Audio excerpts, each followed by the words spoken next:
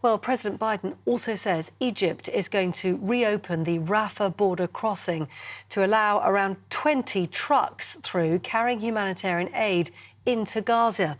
And earlier he announced $100 million of new US funding for humanitarian aid for Gaza and the West Bank. President Biden's visit to Israel was meant to prevent an escalation of the conflict, but after last night's bombing of a hospital in Gaza, those planned meetings for regional leaders had to be cancelled. President Biden has now begun his return to the United States.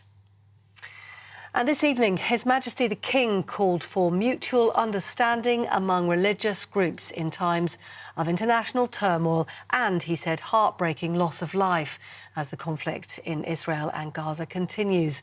King Charles's comments on religious tolerance came in a State of the Nation address at Mansion House this evening.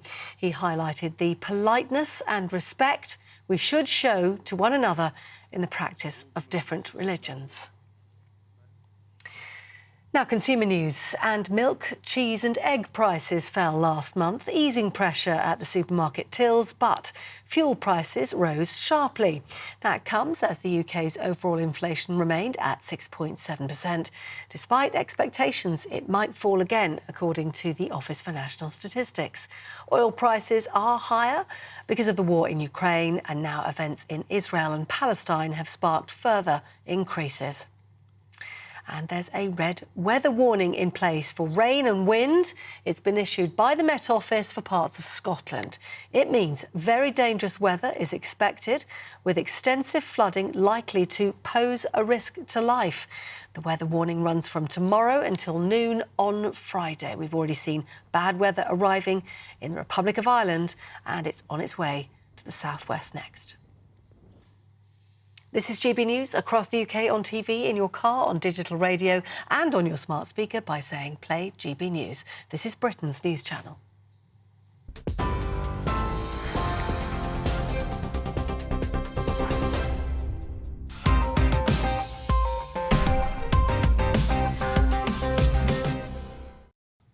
Hello and welcome to Headliners. I'm Nick Dixon, taking you through tomorrow's top stories for the next hour. And I'm here with two Headliners' favourites after me. It's Leo Kearse, look at him there, and Cressida Wetton, both dressed very nicely. How are you doing? How's living on the land, Cressida? It is sweet. I'm on land, yeah. I live in a building, I've got a shower that works. It's really something. Land, baby. You've ruined all my jokes quite selfishly, but still. They were so good. They were so good and so frequent.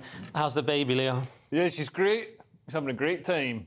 She's had all her jabs, though. Really? Well, I thought you were... She had the jabs that, you know, that actually do something. OK. And just for broadcast regulations, I have to say that that jab also does something some people think, many people think. Yeah, quite a lot of athletes. Athletes, yeah. All right, brilliant. In trouble already, so let's have a quick look at Thursday's front pages. So, the Daily Mail has Israeli president blasts atrocious BBC over Hamas. We're doing that later. The Times, Biden backs Israeli offensive. The Financial Times, Biden backs Israel over hospital blast, but seeks to broker Gaza aid package. The Eye has mortgage hope, UK's interest rate hike unlikely, experts predict. The Guardian, don't be consumed by rage, Biden tells Israel. The Express, Israel's proof it was not to blame for Gaza hospital blast. And those were the front pages.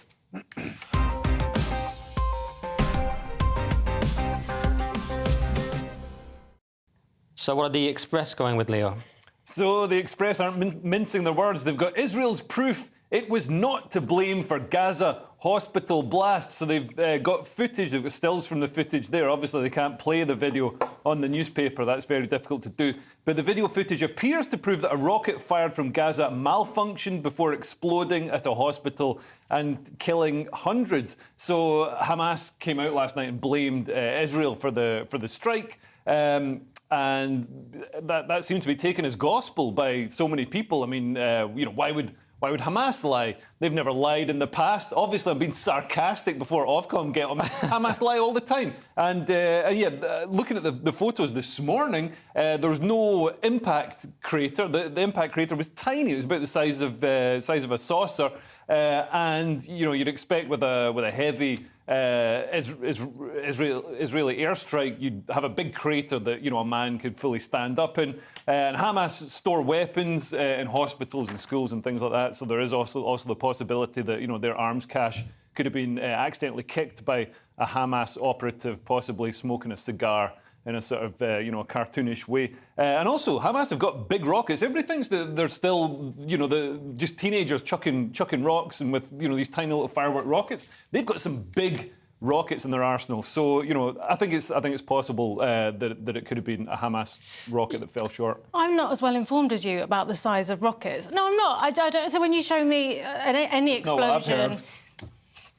I'm calling HR. Have we got an HR department? I don't know. No, I don't know. So the average person looking at this, you see some explosive stuff and you believe it, don't you? You believe the first thing you're told. And obviously the BBC did not check their facts. We'll get to that later. So I don't think it's difficult at all that this stuff suddenly spreads. You know, the first thing you hear feels like the truth.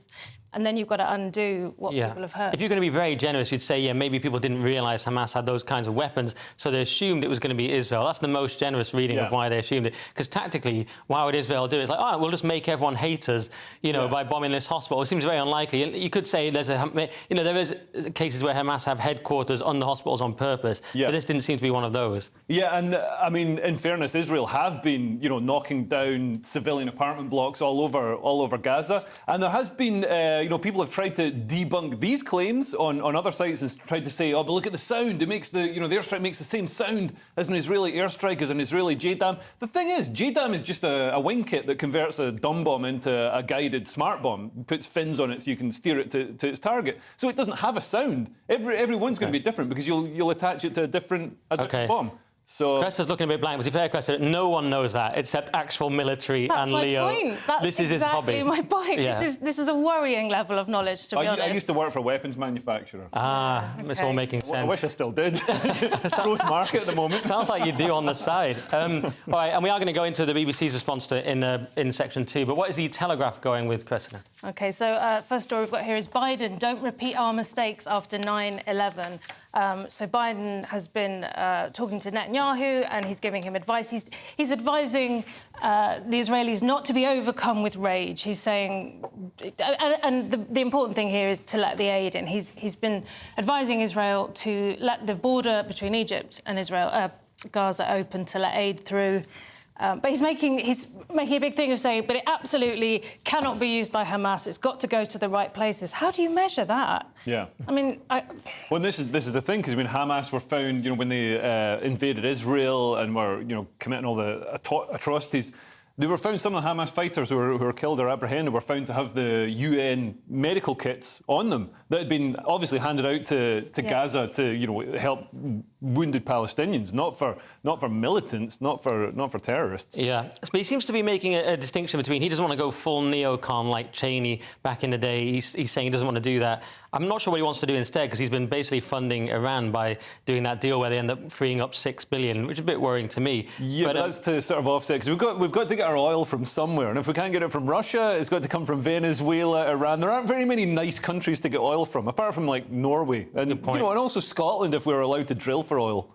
Do you think, on a separate topic, that Biden makes the world more dangerous because or a weak US president, because he came and met Netanyahu? People are sharing a video. He forgot an anecdote, which was pretty bad. He goes, oh, this reminds me of back in, someone said, anyway, it's too long, I'll get into it later. It was so bad. It was worse than my worst hosting mistake ever. And then he also said, but then it came out that the hospital was, you know, bombed by the other team. He referred to Hamas as the other team. Yeah. People are like, what are you talking about? So with Trump in, none of these things happened because he was perceived as strong. What do you think? Yeah, I mean, I don't know if he was perceived as strong or just perceived as reckless, dangerous. Yeah. You know, nobody wants to go to war with somebody who could actually just decide to destroy them. Yeah, well, whatever works, I guess. I mean, do you want to get on to this other story? The King calls for civility and tolerance.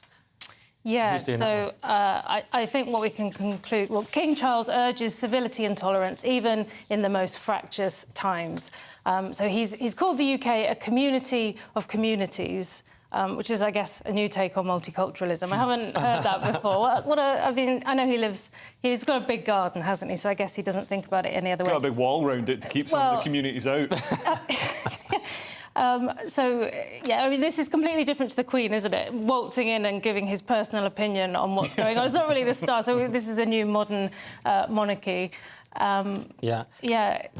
And he's talking about online, people talking about these things online causes more trouble than it used to. And it's like, wow, yeah, that's you state the obvious. I mean, I guess maybe King Charles doesn't use Twitter. I don't know. Perhaps he doesn't look after his own account. I took it very similar to you as a sort of very diplomatic way of saying, I'm not sure about this multiculturalism, because although he has to say in a diplomatic way that it's, good, he talks about our deep wells filled with shared histories, which we don't necessarily have anymore. And he asked the key question that, have we succeeded in equal measure in schooling ourselves and our communities in the importance of our responsibilities towards one another? Well, obviously we haven't. That's why we're seeing horrible things happening on the streets. It was a very king-like diplomatic way of saying what's going on here. Yeah, he's really tiptoeing around it. I prefer the speech given by King Abdullah of Jordan, where he just said, listen, we're not taking any refugees. It was refreshing to see, a statesman come out and say that instead of being like, oh, yeah, no, send them all in. Oh, my God, we can take millions. Yeah, but it is a more, as Cressida says, we wouldn't see this from Queen Elizabeth II,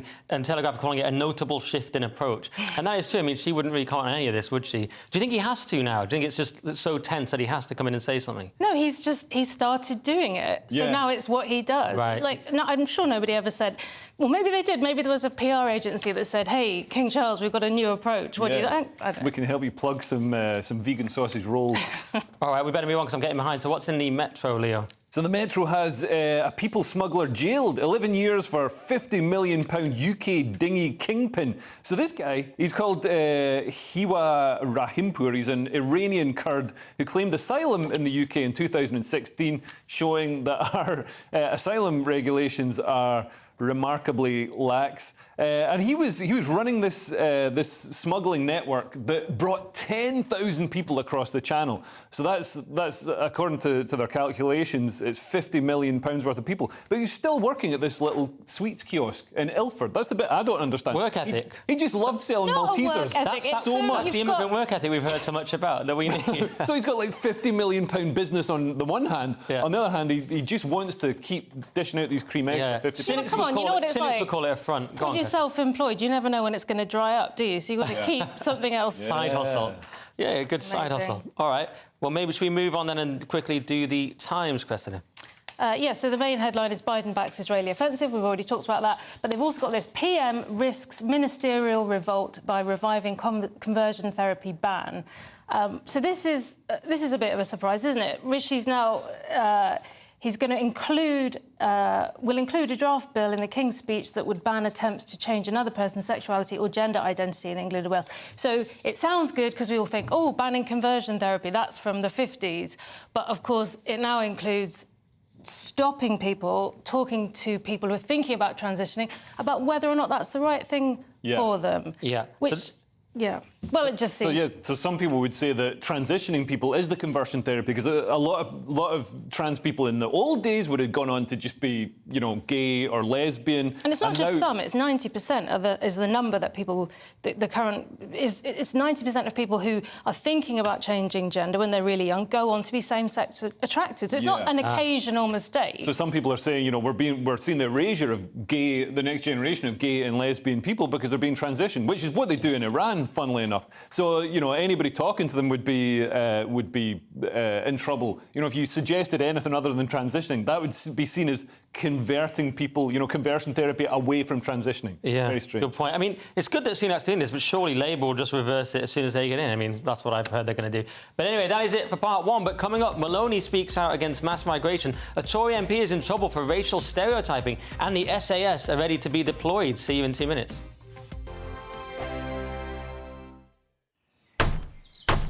Who is it? We're here for the show.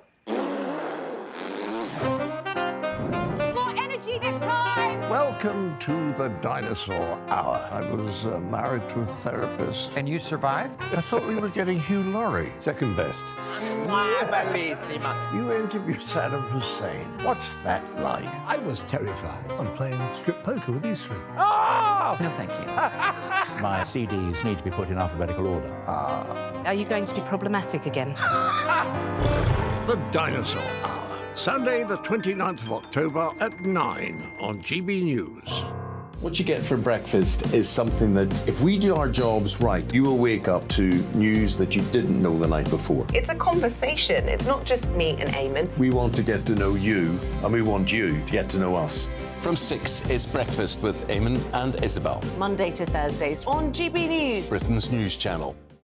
People in Britain, they love free speech, but they also love fair play. I don't care if I'm speaking somebody from a trade union, from the Labour Party, somebody from the SNP. And I think the viewers like to see that actually we can challenge one another, but in a positive way. We think we ask the questions that people want to ask, and often we ask the questions that we wanted to ask in Parliament but never got the chance to ask. So join us every Saturday, 10 a.m. till noon on GB News, Britain's news channel. Nightmare commute. Kick it up a gear with me, Patrick Christie's at Drive Time, 3 till 6 p.m, Monday to Friday on GB News Radio. You can listen online and on DAB+, on the smart speaker app and on the GB News app. And if you've got an Alexa, all you have to say is, Alexa, play GB News. We're also on TuneIn and the Radio Player apps. From the school run to rush hour, get revved up with me, Patrick Christie's, on GB News and GB News Radio. Tired of the usual focus-tested, pre-prepared Westminster runaround? Well, so am I. So you want higher taxes? Is your department to blame for this? Are you rethinking this policy? Every Sunday at 9:30, I'll be sitting down with those in power to get the truth about the issues affecting you. Let's be honest, we've known about the cost pressures of this project for years, not months. That's the Camilla Tominey Show, a politics show with personality. On GB News, the People's Channel, Britain's news channel. Join us every night on GB News at 11 p.m. for Headliners, which is 3 top comedians going through the next day's news stories, which is exactly what you need, because when the establishment has gone crazy, you need some craziness to make sense of it. Headliners. You don't have to bother reading the newspaper. We've got it covered for you. Every night at 11 p.m. and repeated every morning at 5 a.m. We won't send you to sleep like some of the other paper review shows out there. So join us 11 p.m. every night on GB News. The People's Channel, Britain's news channel.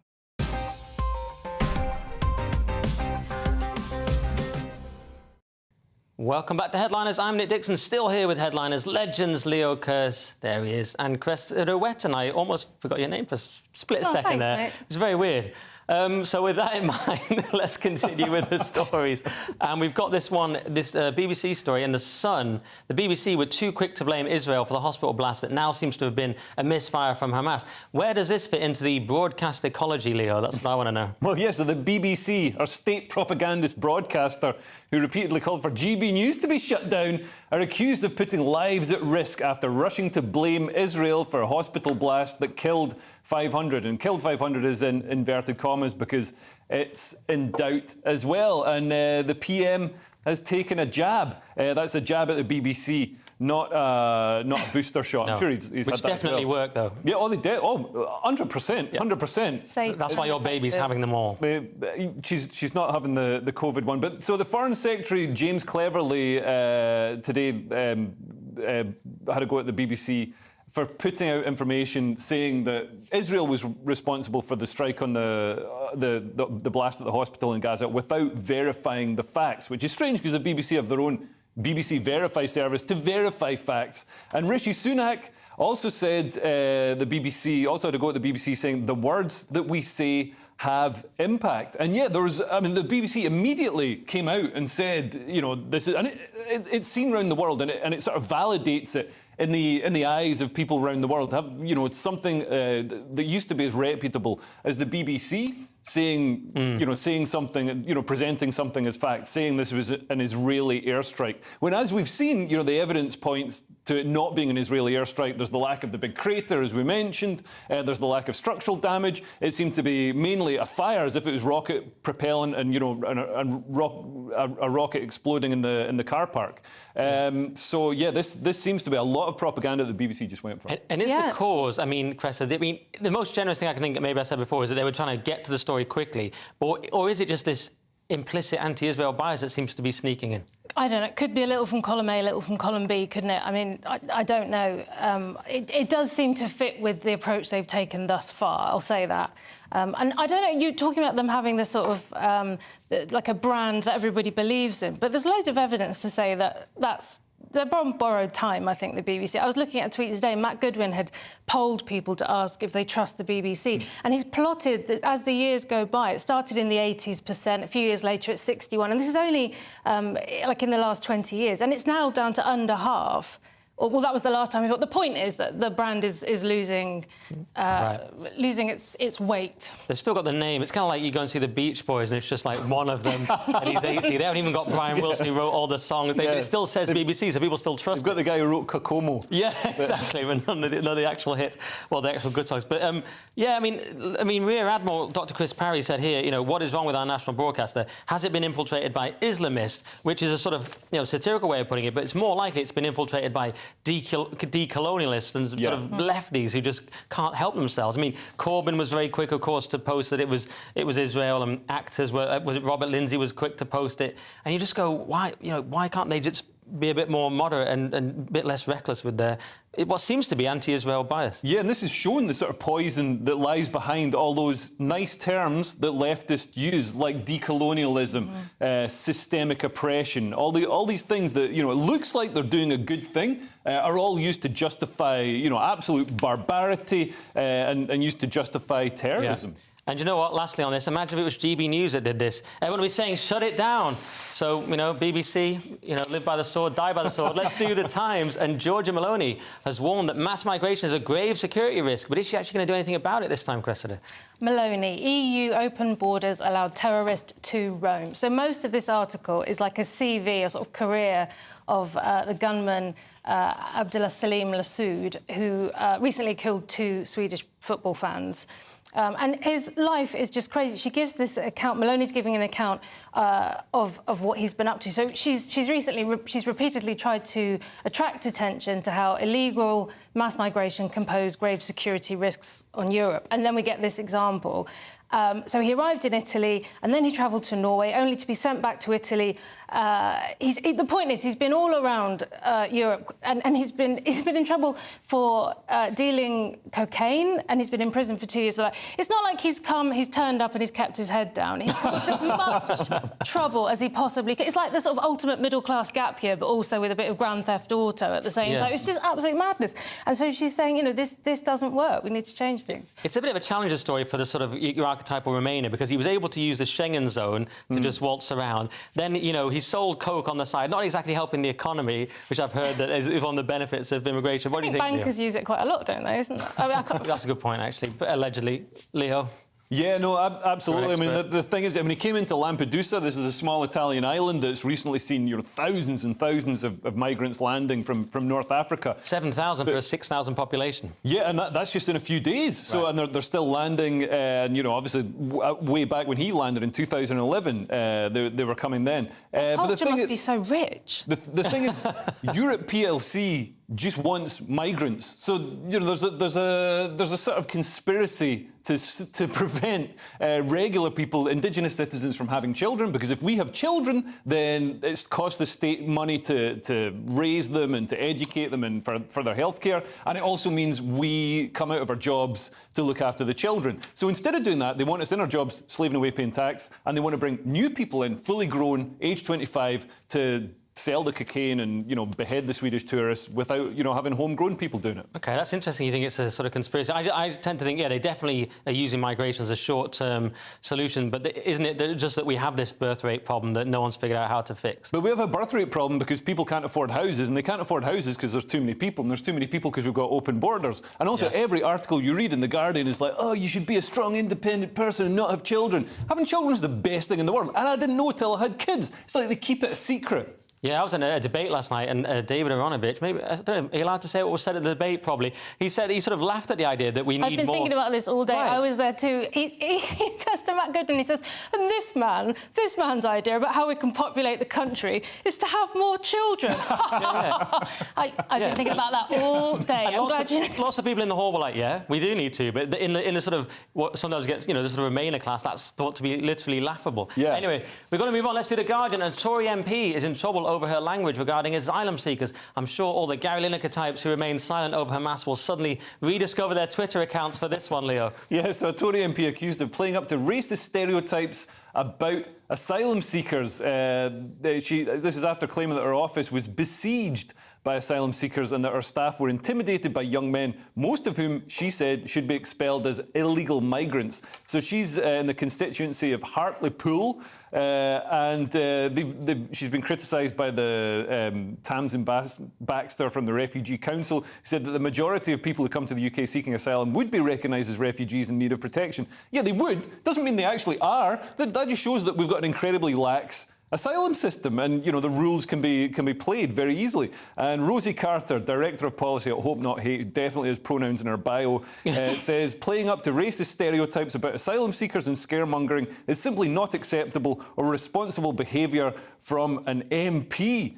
I don't know. I think the people who need to not play up to racist stereotypes about asylum seekers are asylum seekers this week. I mean, just don't go around shouting Allah Akbar and beheading Swedish football fans. You actually missed out my favourite of the Hope Not Hate person's quote. They said, Hope has recorded a sharp increase in far-right anti-migrant activity around the country, which can tear apart communities. I feel like murder. That's what's tearing apart the community. Absolutely. That's and hilarious. Completely denying their the MP's lived experience, as usual. yeah. I'm concerned about this, and so are my constituents. No, they're not. They're obsessed with rhetoric. They're never obsessed with, like, the real things happening and the real dangers. Like, the rhetoric, guys. Then Hamas attack a load of people. We don't hear anything from all these sort of Twitter types and these lefties. Then it's like, oh, rhetoric. Suella Braverman's a bit mean. I'm getting so sick of it. Anyway, let's do The Guardian. And an update in the shocking story of the Berlin synagogue that was firebombed, Cressida. Olaf Scholz vows to fight anti-Semitism after Berlin synagogue firebombed. So it didn't actually catch on fire, but there was an attempt. 2 sort of Molotov cocktails were thrown at this synagogue in Berlin, and that's obviously not OK. And Germany's Chancellor has expressed outrage over this. And, we're beginning to see some of this sort of stuff in this country, aren't we? We saw the red paint thrown on a Jewish school in London recently. It's obviously awful stuff. And in Germany, it's 10 times worse because of their history with the Holocaust. So he's very quick to come out and say, we've just got to get rid of this. It's inhumane, abhorrent and intolerable. Yeah, and I suddenly knew it was a Guardian article, and at the end they say, although, by the way, there's still much more of a rise in far-right extremists at the very end. What was your take, Leo? Yeah, I mean, I just think, what did people think multiculturalism was? I mean, some cultures have hatred for other cultures. So, if you bring the cultures into the country, into Western Europe, and allow them to sort of, fester, then you're going to get anti-Semitism, you're going to get Islamophobia, or, fights between Sikhs and Muslims or Hindus.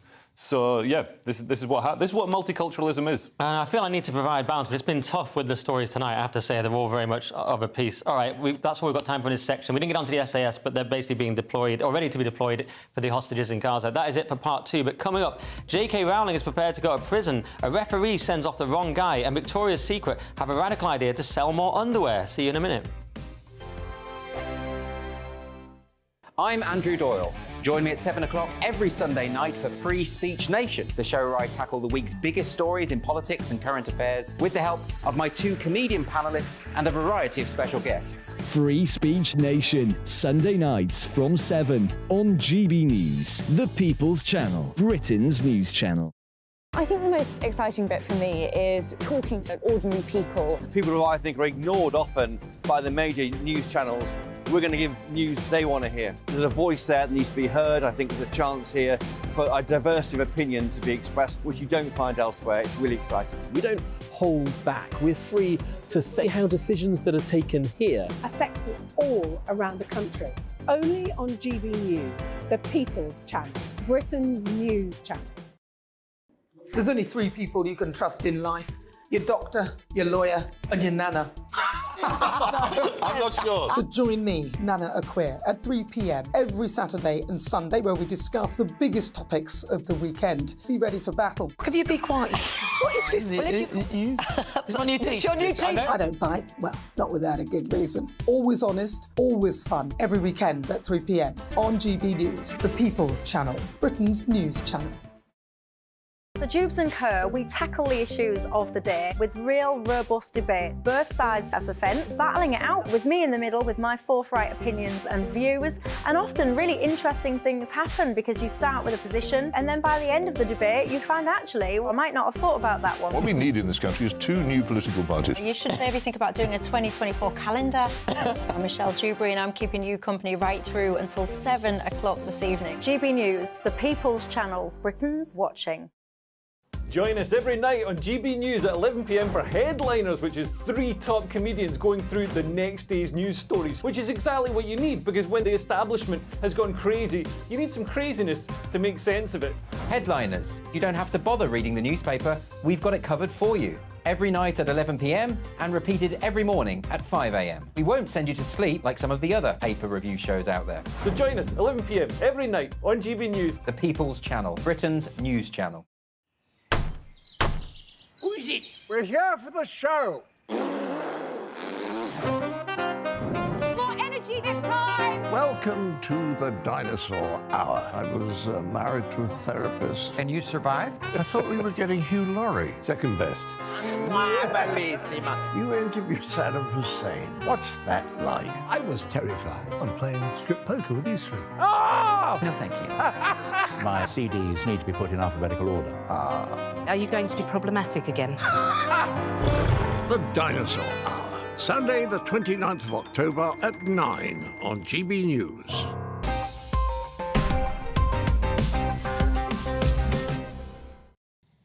Welcome back to Headliners. Let's get straight into it with The Times. And J.K. Rowling says she'd be prepared to go to prison to defend women's rights. She'll probably get a decent book out of it, Cressida. See what I did? I've got the wrong story. Here we go. J.K. Rowling, I'll happily go to prison for women's rights. So the authors made these comments after reports suggested that Labour would make transphobic attacks aggravated offences, which is more important than normal offences. There isn't, just here, there's no definition of transphobic attacks, so I guess that's open to interpretation, presumably by the person that's received the attack. Or seen it. Or seen it, yeah, exactly.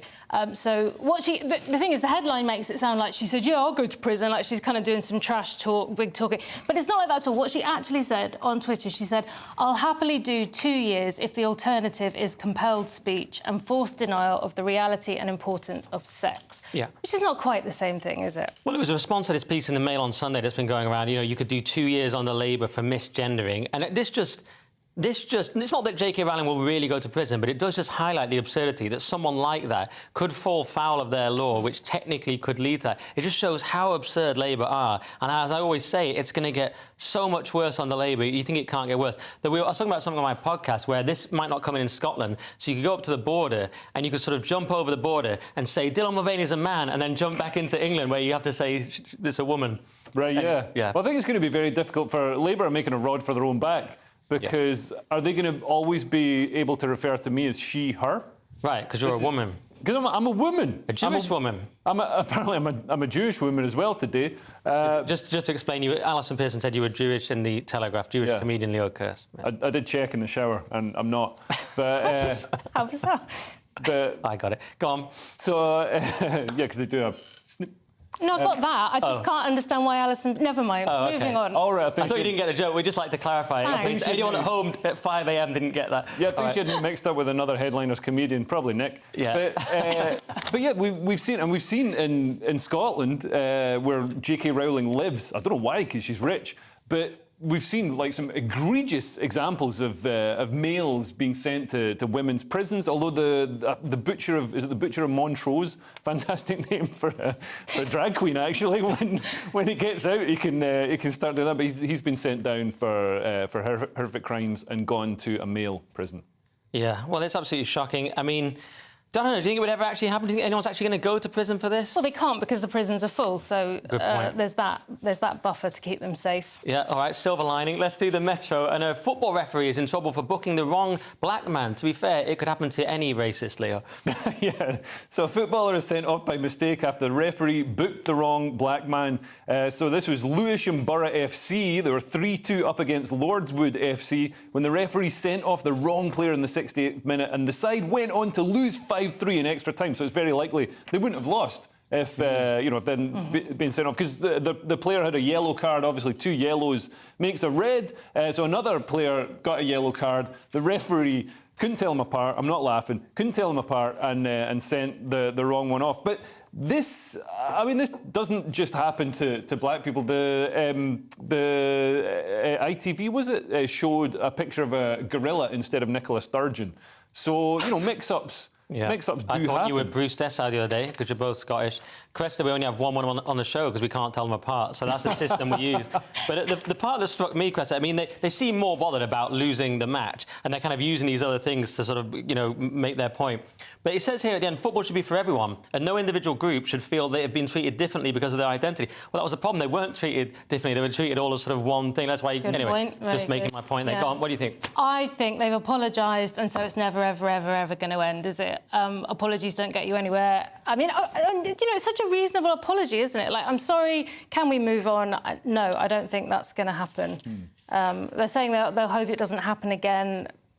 I mean, it's not for me to say, but as you say, we do sometimes get mistaken for other people. Yeah, and if anything, humanity, it points to a lack of diversity in football. If you had somebody from every major region on a continent, like one Japanese guy, one Inuit guy, one Nigerian guy, then you'd never, and especially if they're wearing their traditional dress.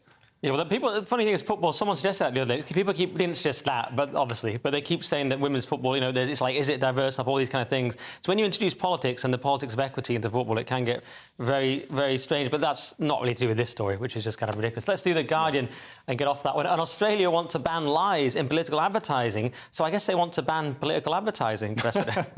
Almost 9 in 10 Australians support plan to outlaw lies in political advertising, poll shows, which is amazing, because that means 10% think it's fine. Keep going. I was so alarmed by your point, I just smacked my pen across the thing. I thought you were heckling my point, Nick. Go on, sorry about that. Yeah, so they've asked people, well, do they think they should outlaw? Should they make it illegal? But of course, the problem with that is if you do make it illegal, not that I'm for lies in political advertising, but as you say, firstly, that is political advertising, and secondly, who's going to police the police? Is there some neutral person that's not interested in politics who's just going to check all the adverts? I mean... Yeah, what I picked up reading this is that it's actually Labour talking about misinformation and disinformation. They're saying, oh, this is why the referendum was lost. And we've been here before. It's like, when they say misinformation and disinformation, they seem to mean we want to censor Conservatives, basically. That's what I took from it. What do you think? Yeah, like we've seen in previous elections. I mean, for example, in America, where the people who would be the experts in this situation, the social media giants,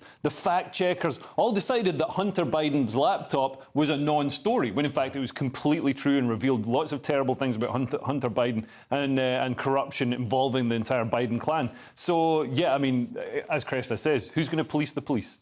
You know what they should do? They should just play Yes Minister to all school children, like as a kind of inoculation, so that when you go through, you know how politics works. Maybe Sunak will bring that in to get elected. Let's do The Telegraph and a radical idea from Victoria's Secret. Stop using ugly people to sell underwear, Leo. Yeah, that's my side hustle gone. So Victoria's Secret has dropped feminist makeover after sales slump. It's dropping its feminist makeover and bringing back sexiness as it tries to reverse falling sales. So the company retired its traditional catwalks with its signature angels in 2018 and declared its aspiration to be the world's leading advocate for women. Well, it turns out women actually want to be objectified instead of lectured about body positivity. I think I'm speaking for the whole panel. So basically, Victoria's Secret were using larger models such as Paloma Elseler, I don't know, somebody, an Ali Tate Cutler, who are advocates for body positivity, and their revenue dropped 5%. Yeah, dropped more than that over the 3 years from 2020. So this year, 6.2 billion. In 2020, it was 7.5 billion. So that's a huge drop. They've Bud Lighted themselves. Absolutely. Yeah, exactly. That's the thing, isn't it? You go woke, go broke. Although some companies are so dedicated to it, they just do it anyway, and they can get funding from these ESG things and so on. These guys aren't dedicated to it. They got in a lot of trouble prior to this, and then they started panicking. And here's a brilliant statement. Sexiness can celebrate the diverse experiences of our customers, and that's That's what we're focused on. What does that mean? That means we're losing money, guys. Bring back the hot chicks. Yeah, That's basically what that means. Stinks of panic. Try something else. They're having spokesmodels now. What's a spokesmodel? It's just a really bad idea, isn't it? A spokesmodel.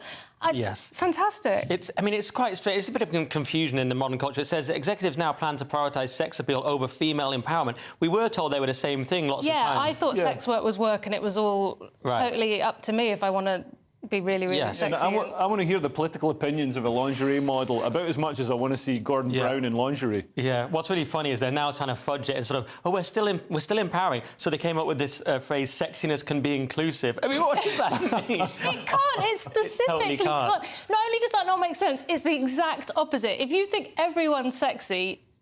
Right. And they're not. It's not a place to be inclusive. You should be exclusive. We've all seen The Devil Wears Prada. The fashion industry is the least inclusive, most elitist industry, and that's what it's supposed to be. That's what it's about. It's supposed to be aspirational and a fantasy. Right. So we've nailed that one. Let's do the Telegraph. And the National Theatre will start its shows earlier in the evening to accommodate boring people, Cressida. Absolutely. National Theatre will start evening shows earlier to suit post-COVID habits.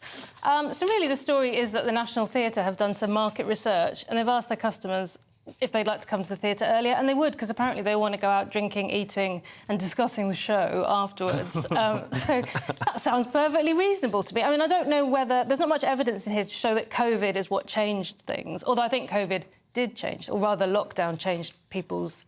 Most people... There's people now that can't even leave the house. They're still at home in their pyjamas. I've got a friend who works in IT from home. He hasn't been in for months. He's not going to go to the theatre either. Just at home watching Netflix wearing a mask. Yeah, I mean, basically people want to get the boring play out of the way and then get on with their drinking. That's what I took from it. Yeah. And the problem is London is so not a 24-hour city that unless you know, like, the one bar in Soho that you've got to have some weird membership for, you basically have to go home at, like, 12. It's ridiculous. So you have to get out at 6:30. Yeah, and also I think there's been a problem with theatres, you know, punters turning up drunk and then being disruptive during the performances and getting thrown out. So maybe this is a way of nipping that in the bud. That sounds like it would happen in Scotland. No offence. But, and are you Scottish still? I can't remember. Anyway, that is it for part 3. But coming up in the final section, are robots making us lazy? Do we really need toilet roll? And the French rugby tackling nun, unmissable. See you in 2 minutes. Who is it? We're here for the show. This time! Welcome to the Dinosaur Hour. I was married to a therapist. And you survived? I thought we were getting Hugh Laurie. Second best. You interviewed Saddam Hussein. What's that like? I was terrified. I'm playing strip poker with these three. Oh! No, thank you. My CDs need to be put in alphabetical order. Are you going to be problematic again? The Dinosaur Hour. Sunday, the 29th of October at 9 on GB News.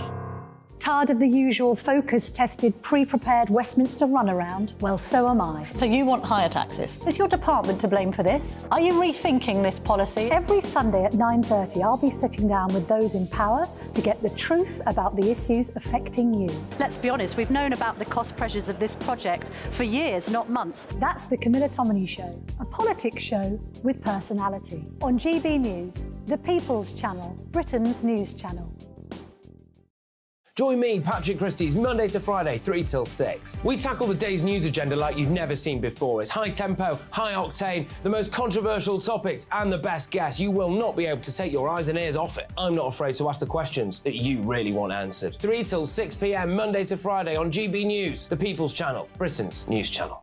Now then, Lee Anderson here. Join me on GB News on my show, The Real World, every Friday at 7 p.m. I'm not eating bloody cat. Are you delicious? mental? Open your mouth. OK, here comes a train. Reminds me of the scene in Singing in the Rain. Adam, is that a good one? Whoa! Join me at 7 on GB News, Britain's news channel.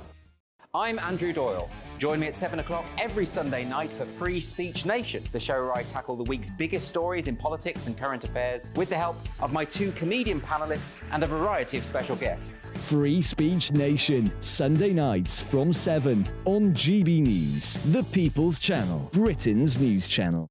GB News, unlike other broadcasters, isn't obsessed with the London-Westminster bubble. We think there's a nation beyond the M25, and that's why we talk about the issues that matter across the land. Join me on State of the Nation, 8 to 9 o'clock, Monday to Thursday, on GB News. Daisy's listening, and you should too. I think the most exciting bit for me is talking to ordinary people. People who I think are ignored often by the major news channels. We're going to give news they want to hear. There's a voice there that needs to be heard. I think there's a chance here for a diversity of opinion to be expressed, which you don't find elsewhere. It's really exciting. We don't hold back. We're free to say how decisions that are taken here affect us all around the country. Only on GB News, the People's Channel, Britain's news channel.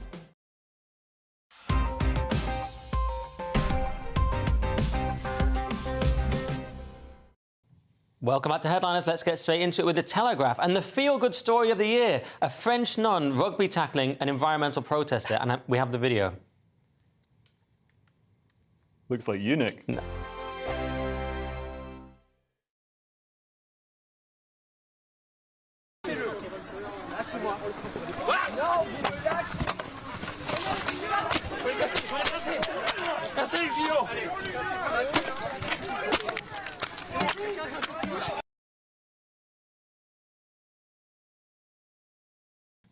That's the French rugby tackling nun. Leo, any more on this? Yeah, so this is these protesters, these environmental protesters, are trying to sabotage building works at Saint-Pierre-de-Colombier in the southeastern Ardèche region.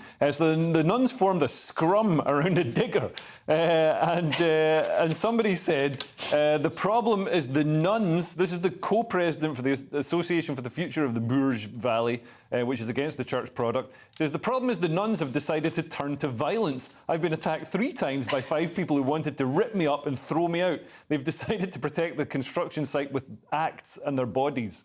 Yeah, Why can't they do something peaceful, like stop people getting to hospital appointments? Do you know what I mean? Like, right, old school. Yeah, this really bothered me. I mean, it shows that these movements are kind of quasi-religious. They want to stop actual religions, and they. I mean, the reason is so ridiculous. They want to protect this fragrant flower. I mean, called the Resada Jacquinil or something. That's why they don't want the church built. I mean, low testosterone is an issue throughout Europe, is what we're realising. I mean, surely the flower could just grow in the church's grounds. You'd think, wouldn't you? It's absolutely it's insane that the nuns are having to. They should deploy nuns against Just Stop Oil. Do you know what I mean? Just tackling them off the road. It'd be better than KSI versus whatever his name is. Oh yeah, Tommy Fury. I love Tommy, but it was a bad fight, wasn't it? Yeah. Cressida lost again. It's like with the bombs earlier in the show. It's just bombs and boxing on this show. There's so much more we can say. It's a great video and a great moment. And but should we move on and do The Guardian? And are robots making us lazy, Cressida? Social loafing found when working alongside robots. So it turns out people tend to pay less attention to their work if they think a robot's doing it, which I think is the whole point of robots. I think this just tells us we're nailing robots, really, doesn't it? Isn't that fair? Yeah. So they've done some research. They've measured how much people check the mistakes of their colleagues. And guess what? They check it less if their colleague is actually a robot. Yeah, because they think the robot's done the work, and even if it hasn't, they assume it has. Yeah. This is sort of why we excel and we build technology and we become more and more efficient. But it's also could destroy us all, Leo, because we just let robots do everything. And we get fat and lazy. I mean, I'd say it's already happening across the West. What's interesting is it says the same sort of thing happens when you're working with respected human colleagues. You dial it back a bit. Yeah. Just like to point out that I'm giving it 100% tonight. Yeah. And that's why I'm giving it 2%. I trust you. Yeah, I know it's a weird the way it phrased that, but yeah, it's actually a good thing. You think, oh, you basically think Leo will do it, I don't have to, and it's similar to if you were a robot. It's evolution, isn't it? We've evolved not to waste energy on stuff, and if you're doing a great job, I won't waste any calories. Yeah, that's the public sector attitude. OK, well, I feel like we're sort of running out of energy on that story, so maybe we should move on. And this next story is an absolute snooze fest, Leo. It's a pun. Yeah, I get it. Yeah. This is why scientists say it's not a bad idea to hit the snooze button and treat yourself to an extra 30 minutes in bed in the morning. So snoozing isn't losing, as people who regularly press the snooze button may be mentally sharper when they finally get up. This is something that does my nut in, because I've noticed, like, women in particular tend to have about 37 alarms set at like 1 minute intervals. So you constantly have this alarm going off and waking you up. Because when I hear the first alarm, I wake up. That's me awake. Like, I don't have this ability to like then go back to sleep and wake up in another minute, then go back to sleep and wake up in another minute. Imagine Leo Kearse pre-coffee being like this first thing. Yeah, no, I'm all for snoozing, like caffeine. A robot, just it's a very gradual process for me. No, my wife has learnt there's one alarm, it goes off, and then you get up. This whole thing about like, because surely they're saying, oh, but if you go back to sleep and and then, you know, it makes you sharper. How can it make you sharper than just sleeping for that whole time instead of waking up like a million times? Oh, yeah, well, that would be ideal. But those aren't really the choices seem to be between just getting up or having an extra, like, half an hour. But you're saying just set it later, wake up then. Just plan for the No, because they're extra saying half you get into, like, a nice transitional sleep. Yeah, and just that helps half hour is the best sleep ever, because it's the sleep you wish you could have at 3 o'clock in the morning comes when you know you have to be somewhere. That's when you're all, like, completely dead weight. It's the reverse psychology sleep of like, oh, I have to get up, but I really want to sleep. I don't like that you've made it a misogynist thing, Leo. As you know, I'm a feminist here, and this thing that it's women have 37 alarms. I mean, I've never even heard Tate say that. Andrew Tate claimed that women don't drink water, which I agree with. Cressida hates me for this. Women don't drink water. Absolutely true. Strongly. Women don't drink water. I don't believe the alarm thing. Anyway, haven't you... I don't want to go out and assume anything about you, but I bet you've done more data gathering on women's alarms over the years than you have on male. I could be wrong, I don't know. Good point. Well, you never know, don't underestimate Leo, but OK. I mean, this story sort of is petering out. What annoys me is they give you advice on how to sleep when you can't sleep, and as an insomniac, that is just highly irritating. People that can sleep think they can give you this magic formula that involves drinks and not looking at screens, all this nonsense. If you can't sleep, you can't sleep. It is annoying, isn't it? Turn off your screen an hour before bed. Well, then how can I look at videos on the internet? You know? I'm not going to do that. What do you want me to do? Have a candle and a book and a quill? I'm going to watch my phone until I fall unconscious and then get up again and start looking at it immediately in about 4 hours. That's what I'm going to do, isn't it? But, I mean, the most ridiculous... I'm sorry to get that around. The most ridiculous sentence here is the most common reason people give for resetting their alarm and enjoying a snooze is that they're too tired to wake up. How did that sentence make it into a national newspaper? Of course it is the reason. All right, I got really weirdly annoyed about that one. Let's do The Guardian now with something about Pokemon, Cressida. I have no idea what this is. Good, I feel like Andrew Dorr talking about football. I'm like, Pokemon. It was just me. Pokemon no-go. Van Gogh Museum stops free cards amid chaos. So I think what's happened is Pokemon is very popular. I think people really like it. And this museum, they've created a sort of mash of Pokemon and Van Gogh, because apparently Van Gogh had some links to Japan. We haven't got time for that. I don't know why, but he did. We probably do, actually. We've got to fill quite a lot of time on this story. So they've created this kind of... It's a picture of a Pokemon with a hat or something, and it's extremely popular. I think we found the answer to Victoria's Secret's problem here. Get some Pokemon in lingerie. People can't get enough of it. And so now there are... So when you go to see this picture of a Pokemon, you get given some sort of playing card. It's free when you go to the exhibition, but there's only a limited number. And now these ticket touts are trying to buy them off people for huge amounts of money. And so the museum are talking about stopping it. I'm like, guys, this is the best thing you've ever done. Like, just sell the cards. But it's a touch lowbrow for the museum. Leo, I feel old, but also glad that I don't understand Pokemon at all. Can you help me? Yeah, and I thought it was like 10 years ago or something. Everybody was running around doing like, oh, there's one over here. You know, they had a thing on the phone and they could collect a Pokemon. And it was only interesting when they'd put one in the middle of a dual carriageway and some nerd would wander out and get creamed by an ice cream truck. But apart from that, I don't know anything about it. You found some joy in that. Yeah. But other than that, no, I don't understand it at all. I know that Logan Paul's into it and he somehow has made money out of it, having the cards. You know, you have like a card and then losers buy it. I don't understand it at all, but hey, let's do this other one then in the mirror. And people are ditching toilet roll for reusable rags. It sounds like something Leo Schaefer would come up with, Leo. So I've saved £77 this year by ditching loo roll for rags. I pop them in the washing machine. Says the most disgusting person ever. They say they've written this online with their sticky keyboard. All you need is a set of wipes and a zip wet bag, which you can get for around £10 to £15, and they'll last for years. There's no extra washing, as we wash them with our reusable nappies. However, if you don't use reusable nappies, they only need a quick rinse cycle. No, they don't. You've just wiped your bum. He's wiping his bum, or as a woman. Quick rinse cycle, and then you put them in with the normal washing. Brilliant. What happens to your washing machine? It gets clogged with bits of sweet corn and... But more importantly than that, what happens to your marriage? Because there's a note in here where she says... What happens to your self-esteem? Carry on. God knows. So she's talking about the saving, and then somewhere in there she says, and that's... So she tells you what the saving is, £77 a year. Obviously worth losing your dignity for that. And that's with my husband and guests still using paper. So the husband's not into it. So imagine going to the marriage therapist and trying to flog, like, explain what your wife's... He's obviously into it, though. Obviously, you know, some kind of fetish. It turns out it's not even environmental because you use hot water. There's a risk of E. coli, obviously. And then listen to this sentence. It can also retain stains that make the cloth undesirable to reuse.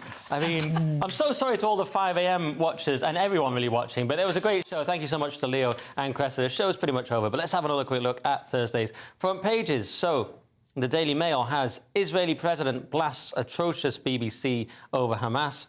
The Times, Biden backs Israel offensive. The Financial Times, Biden backs Israel over hospital blasts but seeks to broker Gaza aid package. The Eye has mortgage hope, UK's interest rate hike unlikely, experts predict. The Guardian, don't be consumed by rage, Biden tells Israel. And finally, The Express, Israel's proof it was not to blame for Gaza hospital blast. And those were the front pages. That's it for tonight's show. Join us again tomorrow at 11 p.m. If you're watching at 5 a.m, then stay tuned for breakfast. But for now, it's good night, good morning, and God bless.